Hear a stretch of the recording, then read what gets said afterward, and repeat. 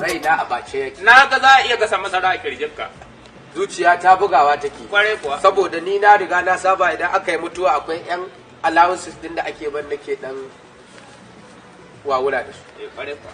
To shekara waccan ta farko ka san Allah da ikonsa da babana ya mutu miliyan 50 aka ba. Kuma da sakon shekara kuma mamata da ta rasu miliyan 30 aka ba. Allah ya gafarta. To lafiya in baka manta ba da ankul dina ya mutu aka bani miliyan. To yanzu ba na ce daga Januwari zuwa yau kwana 6 kenan ina ta jumani ina saurare ba wanda ya mutu. Wato dai na kuma ni na sa raina da mutuwan nan idan aka yi ta zan dan samu abin da nawa wuya. Wato dai raina a bace yake sauraren da nake yanzu in ji ta dauka ko ba. Yanzu dai idan na fahimce ka gaba ɗaya kai ga rayuwarka ta koma yanzu jira kawai kake a mutu. To ai dole idan an mutu kai ka san akwai yan abubuwan da suke shi. Abin maka dukiya. To shi amma kai har yanzu dole raina a bace. duniya babu ɗan iska irin Ya kamata mutuwa ta kawo haka. duniya babu ɗan iska irin ka. Saboda wallahi mugun iska irin amma zan nuna maka ana yi ka iskanci.